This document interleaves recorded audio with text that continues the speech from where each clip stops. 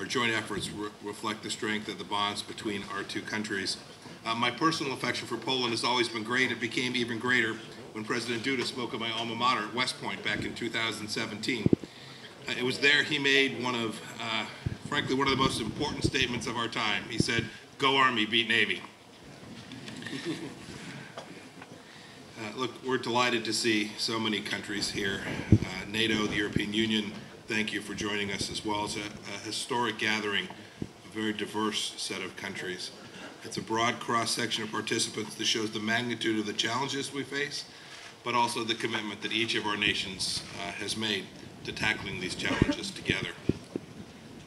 As a testament to our seriousness of purpose, I want to reflect on the historic dinner that took place last night. Arab and Israeli leaders were in the same room, sharing a meal and exchanging views. They all came together for a single reason: to discuss the real threats to our prospective peoples emanating from the Middle East. The United States seeks a new era of cooperation between all of our countries on how to confront these issues. It's why we've organized this ministerial. The composition of that dinner reflects President Trump's diplomatic commitment to bring nations together in new ways to solve old problems. That's our mission today, and I hope each of us will take it seriously. Both the United States and Poland understand that every country attending this ministerial will have different perspectives. At times, such views may even conflict with those of the United States. We see this as a value-added proposition. We want to bring together countries with an interest in stability to share their views and break out of traditional thinking. I'd like to put out some thoughts and guidelines for our engagement. No one country will dominate the discussion today, nor will any one issue dominate our talks. Everyone should speak thoughtfully and honestly, and each country should respect the voice of all others.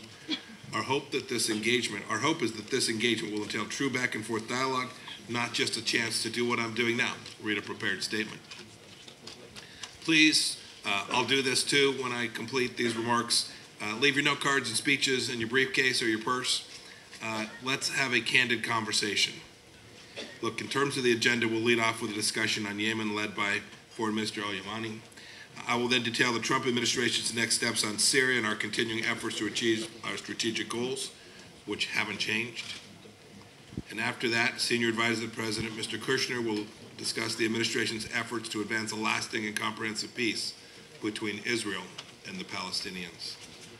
There'll be lots of opportunity for questions, comments on all of these topics. And then at lunch, Vice President Pence and the Prime Minister will offer remarks, as will 7 other foreign ministers. And a little later, we'll hear from my co-host as he leads a working lunch with a group of nations on addressing humanitarian and refugee challenges, which are all too real. And we'll have a series of action planning sessions on curbing missile development and proliferation, combating cyber and emerging threats, and countering terrorism and illicit finance.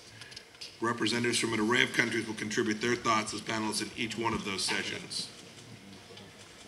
Our talks are important today, but this conference won't be the end. It can't be. We need action. Syria, Yemen, proliferation, the peace process, terrorism, Iran, cybersecurity, humanitarian crises. None of the reasons challenges will solve themselves. We must work together for security. No country can afford to remain on the sidelines. So allow today to be the start of our conversation. As I said in Cairo a few weeks ago, the United States will continue to lead on Middle East security issues. We will continue to be a force for good in the region, and today is proof of that commitment. We hope new partnerships emerge from today's talks. We need not be bound by the past when a bright future demands new cooperation. Thank you. Thank you, sir.